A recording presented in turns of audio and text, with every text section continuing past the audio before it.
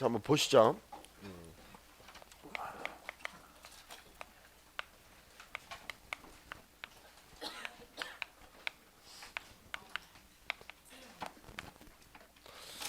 자, 일단 이 임진왜란을 우리가 이제 어떻게 공부하셔야 되냐면, 임진왜란이 1592년 4월부터 1593년 6월까지 요게 임진왜란이에요. 임진왜란. 그냥 1594 휴전협성 들어간 걸로 합시다. 그냥 1592년부터 휴전협상이 들어갔던 1594년 뭐 이래도 상관없어요. 그리고 이제 중간에 휴전협상이 진행돼요. 뭐가 진행돼요? 휴전협상이 진행되고, 휴전이 된 게 아니고 휴전 뭐? 협상을 한 거예요. 휴전됐다고 하시면 안 돼요. 휴전 협상이 진행된 거예요. 그래서 다시 이제 1597년 1월에 정유재란이 터져요. 그러니까 재란이라는 건 다시 터졌다, 뭐 이런 뜻이에요. 정유재란 1597년, 그다음에 1598년까지 이게 이제 정유재란이에요. 우리가 이 임진왜란과 정유재란을 합쳐서 뭐라고 불러요? 그냥 임진왜란 이렇게 불렀던 거예요. 근데 이제 가끔씩 우리가 공무원 시험에서는 임진왜란 때 일어난 전투하고 정유재란 때 일어난 전투를 구분하는 문제가 나와요. 그러니까 우리는 좀 이게 차례대로 구분하면서 공부하시면 돼요. 연표 매핑을 좀 할게요.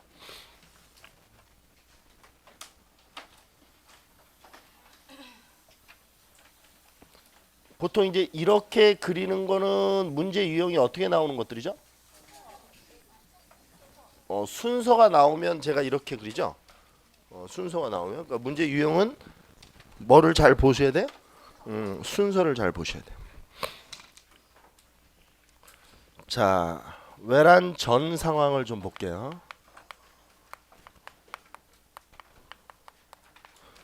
외란 전 국내 상황을 좀 봅시다. 외란 전 국내 상황.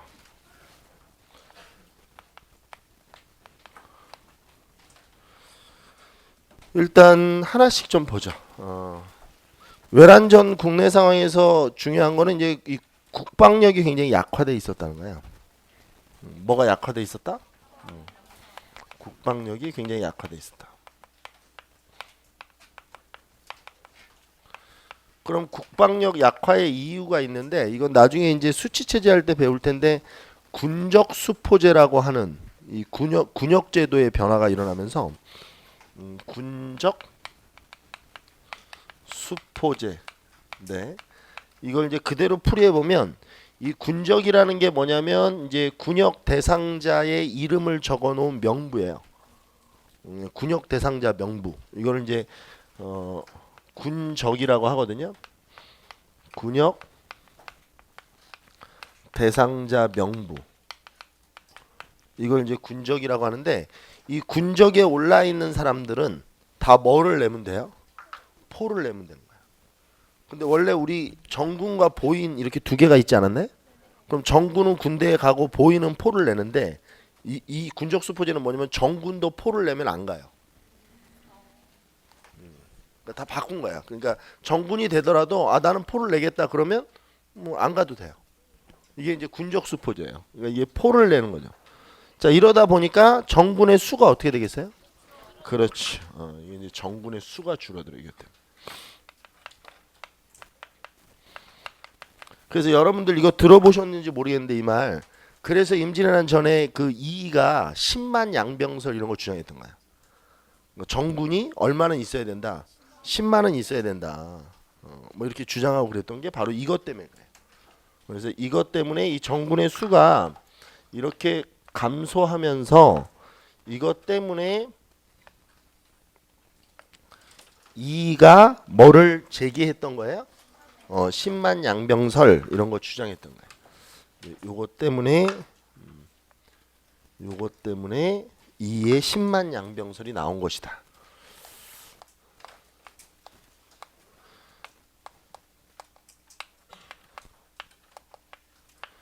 좀 글씨를 크게 못 써서 죄송해요. 이게 글씨를 크게 쓰면 매핑이 전혀 안 돼가지고 이 글씨를 크게 쓰면 몇 개 못 쓰고 이렇게 넘어가더라고요.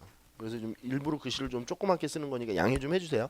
저 뒤에 계신 분들 안 보이시는 분들은 모니터나 아니면 제가 이렇게 발음하는 거 좀 잘 듣고 이렇게 좀 써주세요. 네.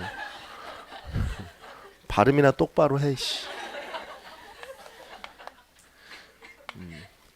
이의 10만 양병설입니다. 자, 그다음에 두 번째는 붕당 정치가 이제 시작됐었잖아요. 그 붕당 정치가 시작됐는데 우리 그 저번 시간에 건저희 사건 배웠죠. 건저희 사건이 1591년이에요. 임진왜란이 1592년 4월에 일어나니까 이게 잘 생각해 보면 굉장히 그 서인과 동인 사이에 이게 치고받고 하는 싸움이 굉장히 정점에 다다라 있을 때거든요. 그러니까 이제 붕당 간의 이 싸움이 치열해지다 보니까 국론이 분열돼 있었어요. 그러니까 이게 국론이 분열되면 전쟁을 이렇게 대비하는 데 있어서 이게 좀 효율적으로 대비가 잘 안 되죠. 뭐 이거 하자고 그러면 또 이쪽에서는 하지 말자고 얘기하고 막 그러잖아요. 그렇죠? 국론이 분열돼 있었다.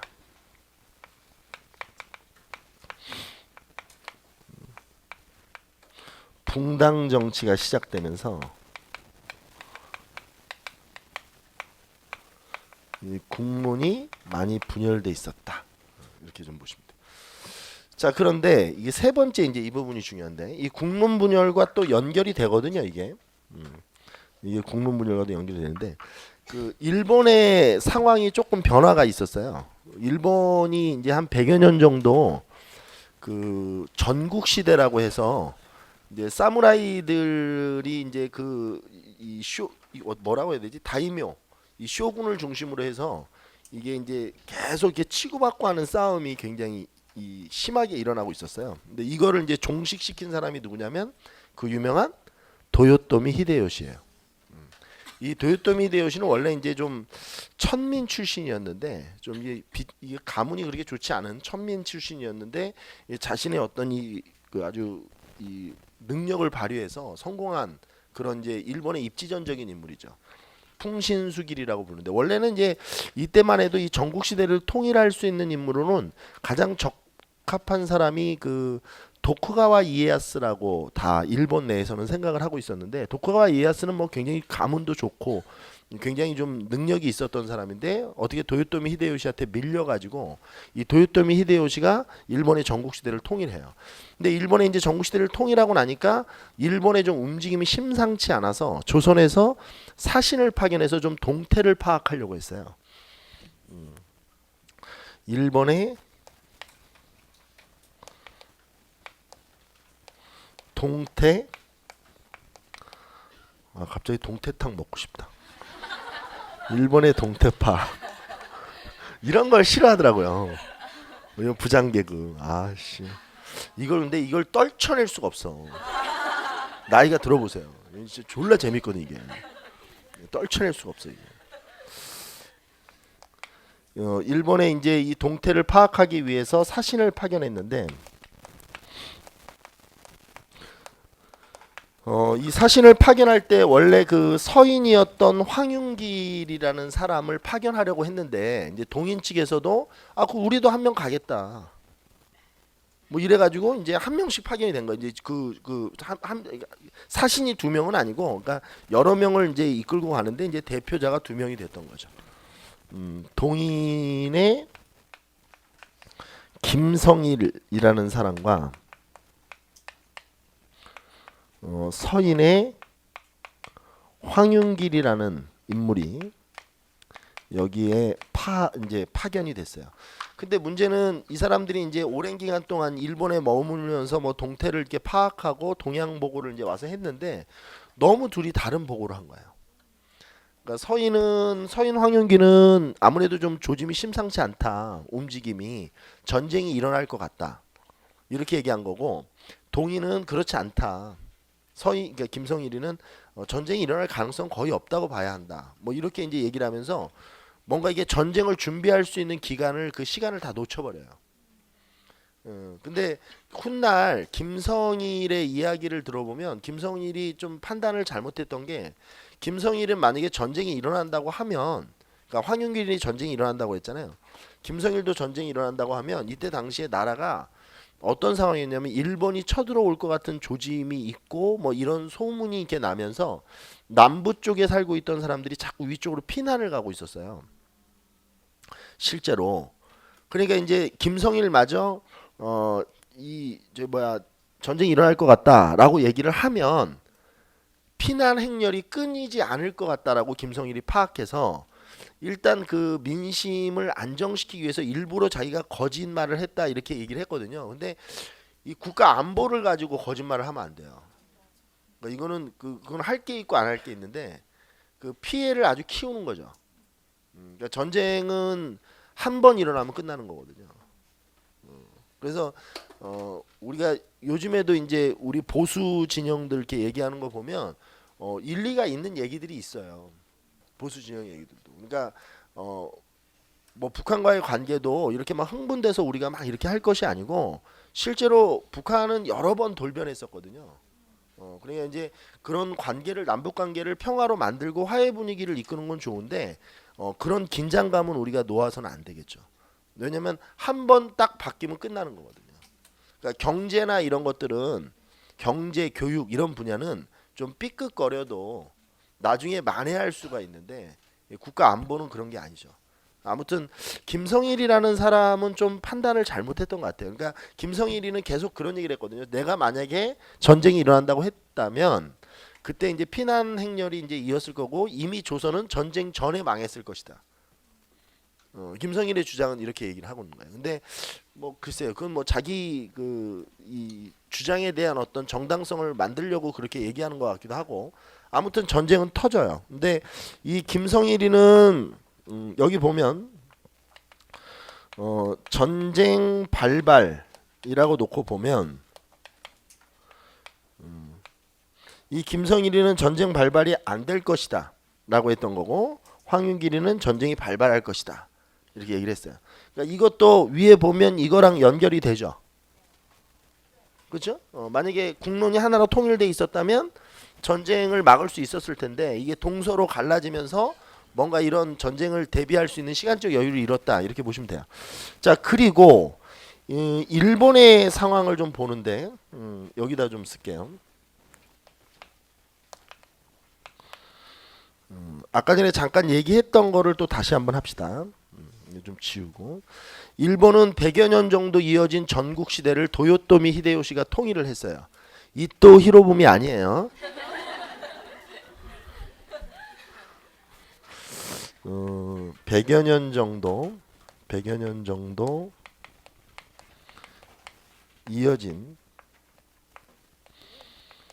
전국 시대를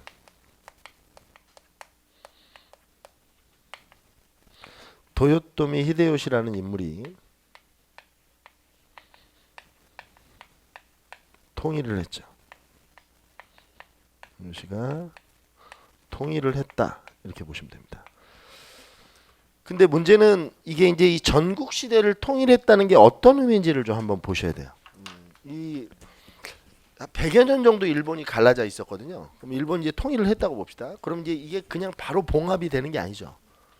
뭐 무력에 의해서 통합은 됐어도 도요토미 히데요시를 인정하지 않는 그런 애들도 있을 것이고 또 뭐 그 중에는 또 불만을 많이 통일 과정에서 또 불만을 가지고 있는 사람들도 있을 것이고 이제 이 도요토미 히데요시는 이제 과제가 생긴 거죠. 이걸 완벽하게 어떻게 정신적으로 이제 물리적으로는 통일이 됐지만 이걸 어떻게 정신적으로 하나로 통일할 것이냐에 대한 어떤 그 과제가 있는 거예요. 그리고 또 이때 당시에 통일이 되고 나서 일본 내에서 생겨났던 문제가 뭐냐면 그 전국 시대 동안에 많이 양산돼 있었던 사무라이들이 직업을 잃게 되죠. 쉽게 얘기하면 군인들이 이제 필요가 없으니까. 그러니까 이제 이런 문제 저런 문제들을 어떻게 할까 고민하다가 도요토미 히데요시가 생각한 거는 전쟁이에요. 이게 외부의 적과 싸우면 내부는 굉장히 단결이 되죠. 우리 그 중고등학교 때나 초등학교 때도 그 반대항 체육대회 이런 거 하면 그죠? 뭐 이렇게 반 안에서만 씨발 넘어오지 마 이씨 샤프심 좀 빌려줘 안 빌려줘 이씨 그러다가 막 반대항 체육대회 하면 우리는 하나야 막 이렇게 돼요. 그잖아요. 그게 그런 원리거든. 그러니까 외부의 적, 외부의 적. 그러니까 이제 도요토미 히데요시는 이 사람이 머리가 나쁜 사람은 아닌 것 같아, 그죠? 그러니까 이런 생각을 하고 이렇게 규합을 하고 그리고 또 이 전국 시대 과정에서 뭐 남아 있는 여러 가지 전쟁 물자들이 있을 거 아니에요. 그러니까 이런 것들도 또 소비하고. 이래서 결국 도요토미 히데요시는 이 통일 이후에 일본의 완전한 정신적 통일 이걸 위해서 이제 전쟁을 기획하게 되죠. 뭐 어디서나 있는 일이에요. 이 세계 대전이나 이런 것들은 다 자국의 이익을 위해서 이렇게 식으로 일어나죠. 처음에 시작이 될 때. 정리를 한번 해보죠. 완전한 일본의 통일을 위해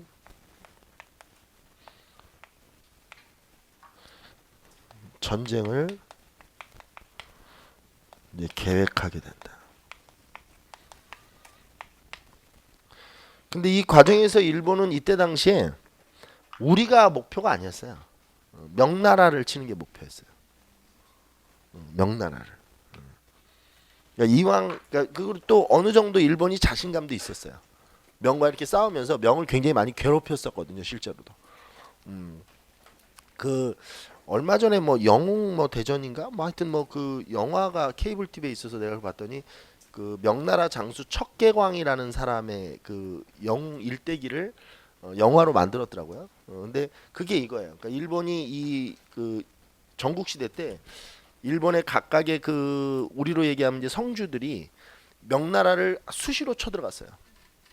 그래서 명나라가 굉장히 외구의 침입 때문에 골치를 아팠을 때 이 척경왕이라는 영웅이 등장하거든요. 그러니까 우리나라로 얘기하면 이순신 같은 사람이에요. 그러니까 명나라에서 일본인들 가장 많이 죽인. 근데 이제 그 척계광이 등장하기 이전 이후에도 계속 명나라를 괴롭혀요, 외구가. 그러니까 외구가 사실은 이 명나라와 이게 교전을 하면서 자신감을 갖고 있었어요. 그래서 명나라를 전체적으로 전면적으로 쳐들어가면 우리가 일본이 하나가 돼서 쳐들어가면 충분히 명을 먹을 수 있다라고 생각하고 있던 시기예요. 그래서 명을 쳐들어가려는데 이제 위치적으로 보면 배를 타고 가야 되잖아요. 명나라를 가려면 일본은. 근데 이제 그거보다는 조선을 통해서 들어가면 육로로 물자를 수송하고 그리고 이제 조선으로부터 좀 도움도 받고 뭐 이러고 싶어서 조선에게 이제 제의를 한 거예요. 뭐 당연히 조선은 이걸 해줄 리가 없죠. 우리 저번 시간에 외교사 배울 때 우리는 명나라랑 사대 관계잖아요. 뭐 명을 치러 갈 테니까 좀 길을 뭐 빌려달라. 이러면 이게 말이 안 되는 거죠. 뭐 군량미나 이런 것들도 좀 달라고 하고 그랬었던데 이거 말이 안 되죠. 그러니까 우리가 사람으로 얘기하면 저희 친구 저희 뒤에 아버님이세요? 네. 비키세요. 아버님 때리게. 그러면 이게 그래요? 이러고 비켜줘? 그런 사람이 어딨어? 그렇잖아요. 이 전쟁을 계획하면서 정명가도 명을 치러 갈 테니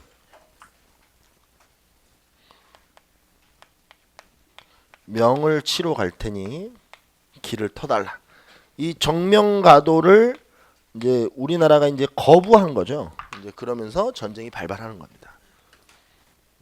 이해되셨죠? 그러니까 정명가도는 뭐라고요? 명을 정벌하러 가는데 길을 빌려달라, 뭐 길을 터달라.